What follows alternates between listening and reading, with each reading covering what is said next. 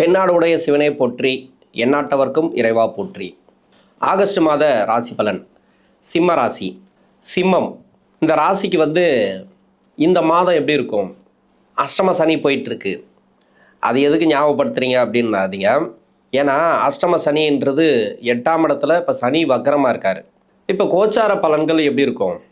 ஏன்னா அஷ்டம சனி சொல்லி தான் ஆகணும். நிறைய பேருக்கு எதுக்கு கஷ்டப்படுறோம் அப்படின்னு தெரியாமல் கஷ்டப்பட்டுன்னு இருக்காங்க. அஷ்டம சனியா அப்படின்னா என்ன அப்படின்றதெல்லாம் அவங்களுக்கு தெரியாது. இன்னொன்று, சமீப காலமாக 2021 ஒரு விதமாக தான் போயிட்டுருக்கு சிம்ம ராசிக்கு.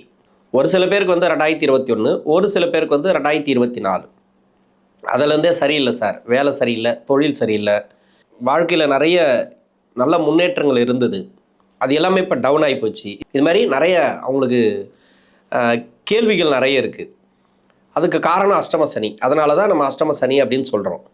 அஷ்டம சனிக்கு அப்படின்ட்டு தனியாக வீடியோலாம் நிறைய பேர் போடுறாங்க, நானும் போட்டிருக்கேன்.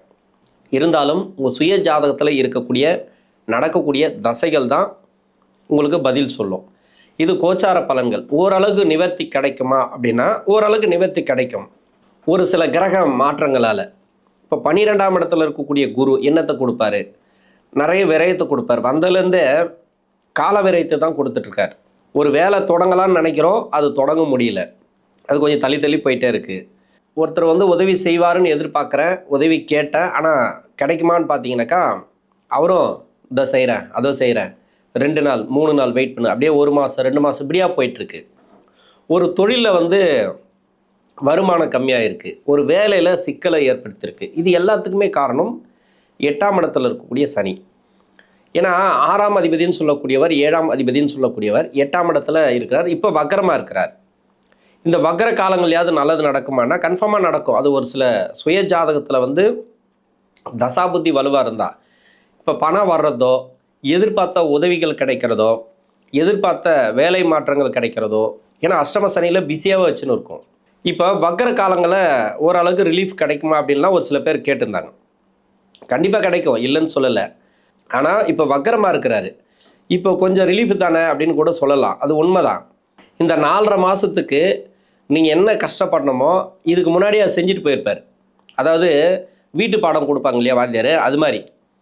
இப்போ சனியார் லீவுனாக்கா நீங்கள் ஹோம் ஒர்க் பண்ணுங்கள் அப்படின்ட்டு நிறைய ஹோம் ஒர்க் கொடுப்பாங்க. அது மாதிரி அவர் ஏதோ ஒரு வேலையை வச்சுட்டு போயிருப்பார். இந்த 4.5 மாதம் அது ஒரு குழப்பத்திலே போகும். அது மாதிரி தான் இருக்கும் சுய ஜாதகம் தசாபுத்தி சரியில்லைன்னா. ஏன்னா உங்களுக்கு தசைகள் ரொம்ப ரொம்ப முக்கியமானது. இதில் நடக்கக்கூடிய தசைகள் இந்த 3 நட்சத்திரக்காரர்களுக்கும், மக நட்சத்திரம், பூரம் நட்சத்திரம், உத்திரம் நட்சத்திரம், இந்த 3 நட்சத்திரக்காரர்களுக்கும் இடையில் வரக்கூடிய செவ்வாய் தசையும் ராகு தசையும் நிறைய ப்ராப்ளத்தை கொடுத்துருக்கு. நிறைய பேருக்கு வேலையில் நிறைய பிரச்சனைகள், வேலையில் நிறைய எதிர்ப்புகள். இது எல்லாமே என்னப்பா இது நெகட்டிவாக பேசுகிறீங்களே அப்படின்னு நினைக்காதீங்க. ஏன்னா கஷ்டப்படுறவங்க தான் பார்த்துட்ருக்காங்க, நல்லா இருக்கிறவங்க பார்த்துட்டு போகிறாங்க. சரி, ஓகே, இப்போ நல்லா இருக்குது, தசாபுத்தி நல்லா இருக்குது, தொழில் நல்லா இருக்குது, வேலை நல்லா இருக்குது. அப்போது உங்களுக்கு ஜாதகத்தில் தசாபுத்தி நல்லா இருக்கும், அது அப்படியே தூக்கி கொடுக்கும் அந்த சனி. அது மாதிரி இருக்கிறவங்க கவனமாக நீங்கள் பண்ணிக்கலாம், நீங்கள் எடுத்து போயிடலாம். இப்போ சரி பரவாயில்ல, உங்களுக்குன்னு கிடையாது, இப்போ எனக்கு நல்லது நடந்துட்டு வருது, ஆனால் ஏன் இப்படி சொல்கிறாரு அப்படின்னு நீங்கள் எதிர்பார்க்கலாம். அது நல்லது அப்படின்னா தசாபுத்தி. இப்போ நல்லது நடக்குதுன்னா உங்களுக்கு கெடுக்கும் அப்படின்னு அர்த்தம் கிடையாது. கஷ்டப்படக்கூடிய நபர்களுக்கு எப்படி இருக்கும்? நிறைய பேர் கஷ்டப்பட்டு வராங்கல்ல, அஷ்டம சனியில் புழிஞ்சு எடுத்துகிட்ருக்கு. பெருசாக பார்த்தீங்கன்னாக்கா மன அழுத்தம் தான். என்னவோ தெரில, மனசை போட்டு இருக்கிற மாதிரி இருக்குது. ஒரு 10 பேர் மேலே ஏறி உட்காந்து அமுக்கினா எப்படி இருக்கும், அது மாதிரி இருக்குது. உடம்பு வலி, மனசு வலி, துரோகங்கள், நண்பர்கள் துரோகங்கள், வேலை செய்யக்கூடிய இடத்துல நிறைய துரோகங்கள், எதிர்பாராத மாற்றங்கள், இப்படி நினச்சி கூட பார்க்கல இதுமாதிரி நடந்துச்சு அப்படின்ற மாதிரியான ஒரு நிகழ்வுகள், இது மாதிரி நிறைய எல்லாம் இந்த அஷ்டம சனியில் கொடுத்துட்ருக்கு. இது மாதிரி இருக்கிறவங்களுக்கு நீங்கள் எப்படி இருக்கணும், தசாபுத்தி ரீதியாக எப்படி இருக்கணும்? இப்போ சந்திர தசையில் இருக்கிறவங்களுக்கு சிம்பிளாக சொல்லணுன்னாக்கா, சிம்ம ராசியில் சந்திர தசை நடக்கிறவங்களுக்கு இப்போ மகா நட்சத்திரம் அப்படின்னாக்கா 31 to 41 வரும். பூரம் நட்சத்திரக்காரர்களுக்கு 10 வயசுலேருந்து 34 வயசு வரைக்கும் இந்த 4 பாதத்தில் இருக்கிறவங்களுக்கு வரும். உத்திரம் 5 to 15. படிக்கிற காலகட்டம் நல்லாயிருக்கும் இந்த மாதத்தில், சிறப்பு. ஒன்றும் பயப்பட தேவையில்லை, படிப்பு நல்லபடியாக போகும். ஏன்னா சனி வக்கரத்தில் இருக்கிறாரு, 12ஆம் இடத்துல குரு உச்ச வீட்டில் இருக்கார். நீங்கள் முயற்சி பண்ணுங்கள். ஏன்னா அஷ்டம சனியில் உங்களுக்கு தசா புத்தி என்ன தசை வேணால் நடக்கட்டும், படிப்பில் மந்தத்தன்மை கொடுத்துருக்கும். அதிகப்படியாக நீங்கள் முயற்சி பண்ணுங்கள். உங்கள் கையில் தான் இருக்குது. இதுக்கப்புறம் வந்து இப்போது ராசி பலனோ இல்லை தசா புத்தியோ உங்களுக்கு சப்போர்ட் பண்ணலாம் கூட உங்கள் கையில் இருக்குது. நீங்கள் அதிகப்படியாக முயற்சி பண்ணி படிங்க, வேறு வழியே இல்லை. இப்போ படிப்பெல்லாம் முடிச்சுட்டு வேலை தேடக்கூடிய வயசில் இருக்கிறீங்களா, சந்திர தசையில் வேலை கிடைக்கும். வெளிநாடு சம்மந்தப்பட்ட வேலை ரொம்ப நாளாக ட்ரை பண்ணுற சார், இப்போ கிடைக்கும், இந்த மாதத்தில் கிடைக்கும். இங்கேயே வேலை தேடிட்டு இருக்க சார், கிடைக்கல, இப்போ கிடைக்கும். வேலை ரீதியாக சிக்கல் இருக்குது, அதெல்லாம் மாறக்கூடிய வாய்ப்பு இருக்குது. இதெல்லாம் வந்து பரவாயில்ல. ப்ரொமோஷன் எதிர்பார்த்திருந்தாலும் சரி, இடமாற்றங்கள் கேட்டிருந்தாலும் சரி, இப்போல்லாம் கிடைக்க வாய்ப்பு இருக்குது. அதாவது எதிர்பார்த்த ஒரு இடமாற்றங்கள், எதிர்பார்த்த வேலை வாய்ப்புகள் உண்டு. வெளிநாடு வேலை வாய்ப்பாக இருந்தாலும் சரி இப்போ கிடைக்கும், இல்லைன்னு சொல்லலை. சந்திர தசையில் இருக்கிறவங்களுக்கு நிறைய பிஸியாகவே வச்சுன்னு இருக்கும், ஓடிட்டே இருப்பாங்க, ஆனால் பணம் மட்டும் சேராது. ஏன்னா உழைப்பு தான் அதிகமாக வாங்கும். இப்போ இந்த காலகட்டங்களில் நீங்கள் தேவையில்லாத உழைக்காதீங்க, உங்களுக்காண்டி உழைங்க. தேவையானு பாருங்கள், அந்த வேலையை செய்யணுமா, தேவையில்லாத முயற்சி பண்ணணுமா, தேவையானதை மட்டும் இப்போ முயற்சி பண்ணுங்கள். திருமணத்துக்காக முயற்சி பண்ணுறவங்களுக்கு இப்போ யோசித்து பண்ணுறது நல்லது. ரொம்ப தடையை கொடுத்துனே வரும்.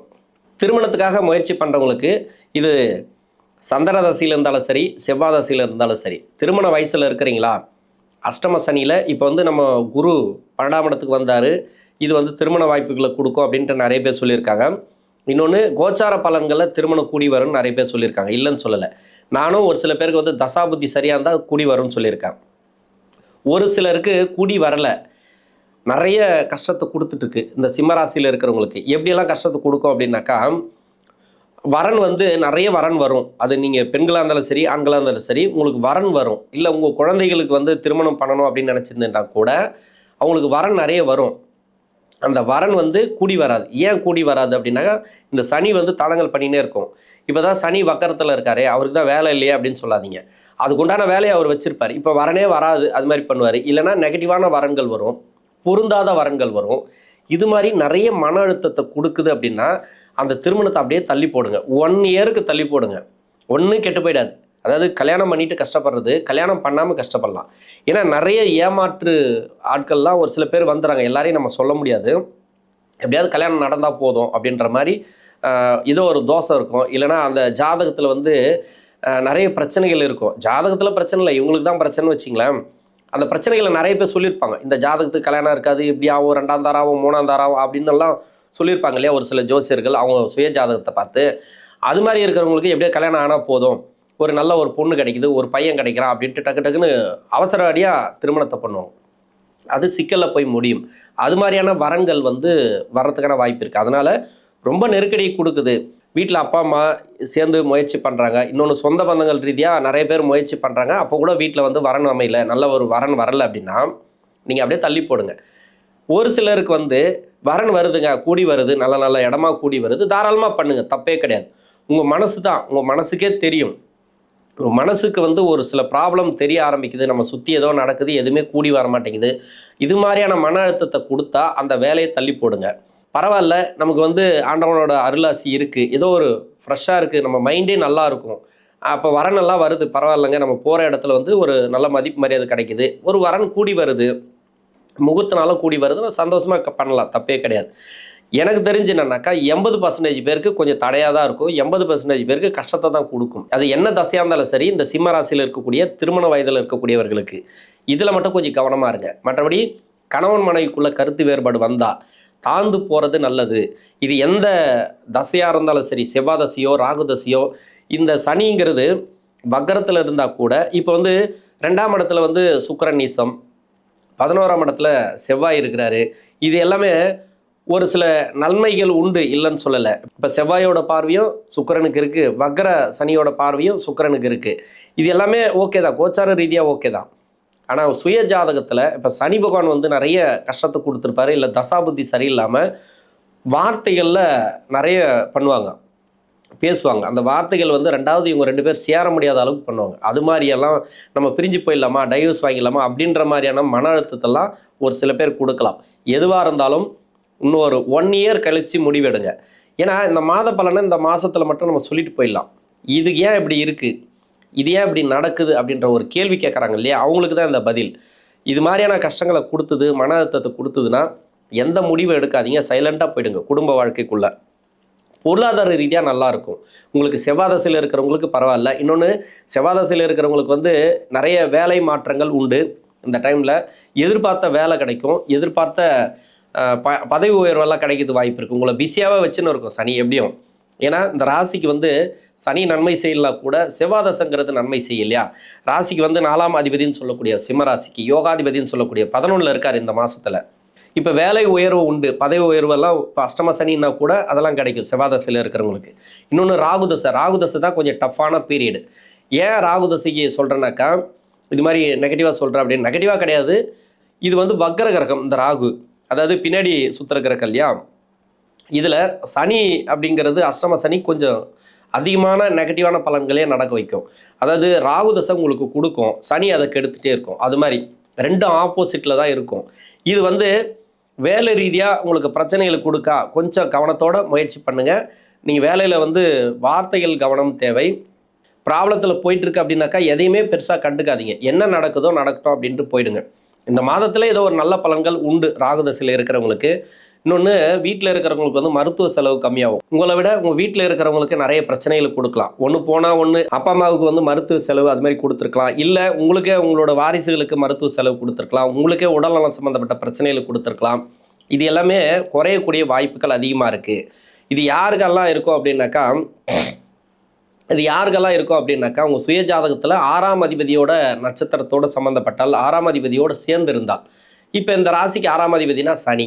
இப்போ சனி தான் அந்த நட்சத்திரத்தில் ராகு இருக்காரு, இல்லை அந்த நட்சத்திராதிபதியோடு சேர்ந்து இருக்கிறாரு, இல்லை லக்ன 6ஆம் அதிபதியோடு சேர்ந்து ராகு தசை பண்ணுறாரு. இவங்களுக்கெல்லாம் கடன் பிரச்சனை இருக்கும். இன்னொன்று, நோய் நொடி பிரச்சனை யாருக்கோ ஒருத்தருக்கு, இவங்களுக்கே இருக்கும் அப்படின்னு சொல்ல முடியாது. ஒன்று கடனை கொடுக்கும், இல்லைனா நோய் கொடுக்கும். ஒரு சில பேருக்கு வந்து வழக்கு வரைக்கும் போகலாம். அந்த வழக்குகள்லாம் ஓரளவுக்கு சாதகமாகக்கூடிய சூழ்நிலைகள் இருக்குது இந்த டைமில். பரவாயில்ல, இந்த மாதத்தில் என்னை பொறுத்த வரைக்கும் ஓகே தான். சிம்மராசிக்கு நல்ல ஒரு முன்னேற்றங்களை கொடுக்கக்கூடிய மாதம் தான். அடுத்து வந்து குரு தசையில் இருக்கிறவங்களுக்கு சிறப்பு. நம்ம எல்லாத்துக்குமே வந்து இப்போ செவ்வாய் தசைக்கு சொன்னோம், செவ்வாய்ங்கிறது சனிக்கு பகை கிரகம். இப்போ ராகுங்கிறது வக்ர கிரகம். இந்த குரு தசைக்கு வந்து உங்களுக்கு நல்லாவே இருக்குன்னு சொல்லிக்கலாம். ஏன்னா குரு தசைக்கு வந்து நெகட்டிவாக சொல்ல முடியாது. ராசிக்கு யோகாதிபதி இப்போ வந்து கோச்சார ரீதியாக உச்சமாக இருக்கார். இது எல்லாமே உங்களுக்கு நல்ல ஒரு மாற்றங்களை கொடுக்கக்கூடிய தசை இந்த குரு தசை. இதில் இருக்கிறவங்களுக்கு இந்த மாதத்தில் சிறப்பான வளர்ச்சி கொடுக்கும். உங்கள் சுய ஜாதகத்தில் குருவே நல்லா இருந்தான்னு வச்சிங்களேன், இந்த மாதம் நல்லா இருக்கும் உங்களுக்கு. இந்த ஆகஸ்ட் மாதத்தில் நல்ல ஒரு வளர்ச்சிகளை கொடுக்கும். சுப விசேஷம் கூடி வர்றது வீட்டில் நீங்கள் எதுக்காக முயற்சி பண்ணியிருந்தா, எல்லாருக்குமே சுப விசேஷம் வந்துடும் அப்படின்னு சொல்ல முடியாது இல்லையா. இப்போ முயற்சி பண்ணியிருந்தால் அது நடக்கும்.